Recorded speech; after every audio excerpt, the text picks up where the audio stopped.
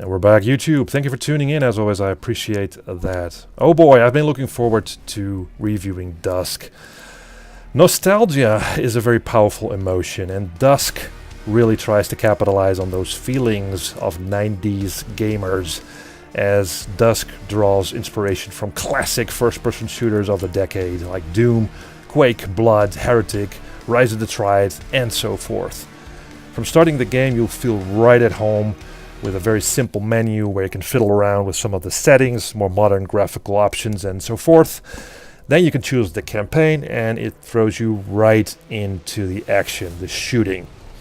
The story is kind of non-existent, and it's all about the shooting. And I wish there was a little bit more context, but that might be me.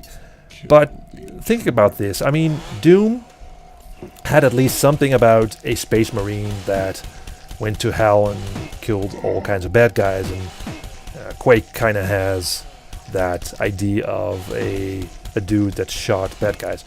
So I guess these older games didn't have much of a story going on, but the problem with these games, and also with Dusk, is, well, first of all, Dusk doesn't really have its own character, it seems. It takes cues from those games, but it doesn't really look that very distinct. Looking at Doom, it was kind of cartoony, right? It had that cartoony, that colorful vibe to it, like a comic book style thing going on.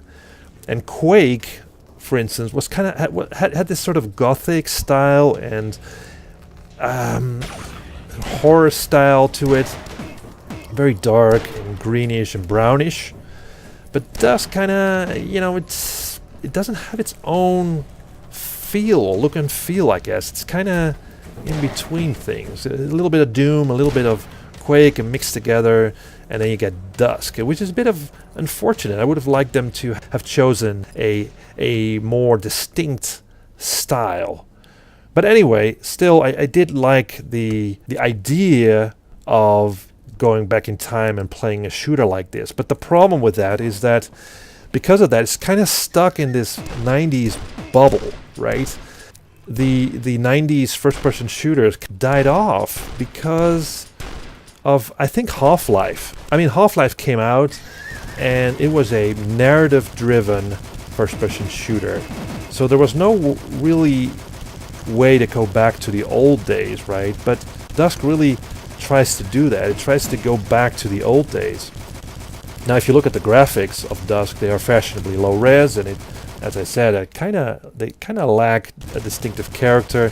But it's all in the best tradition of those older games. It kind of looks shitty by current standards, right?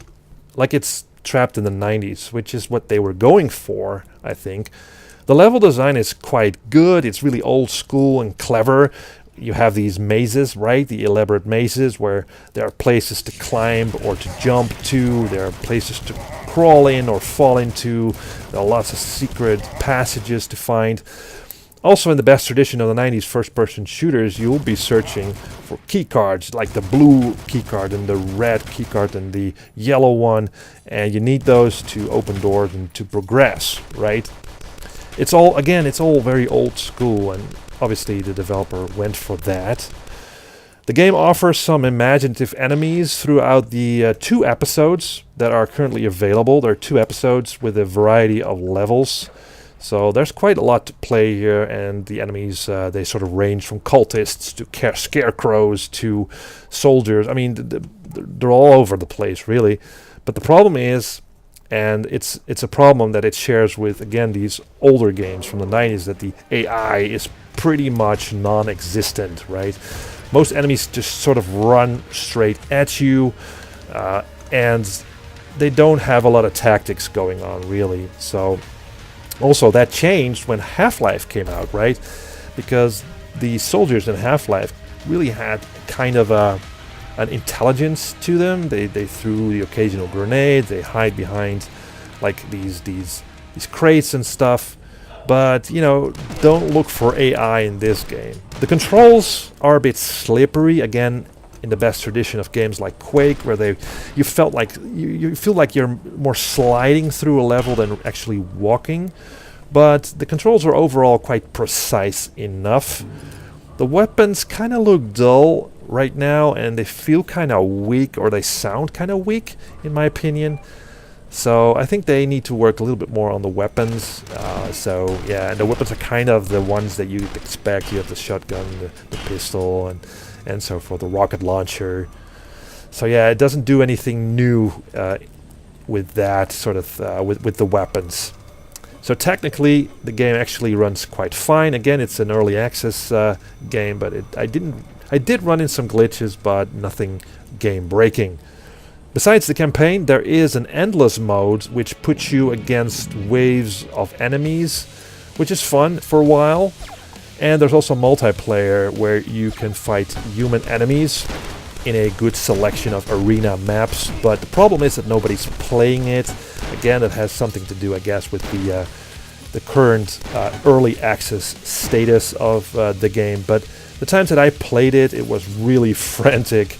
And I died a lot. So yeah, if you're into that, then the multiplayer will be a blast. So yeah. So what's the conclusion, right? Well, personally, having grown up on these games, right, I had fun with Dusk. It's a fairly good game with overall good level design, but it lacks character and there's some weak gunplay.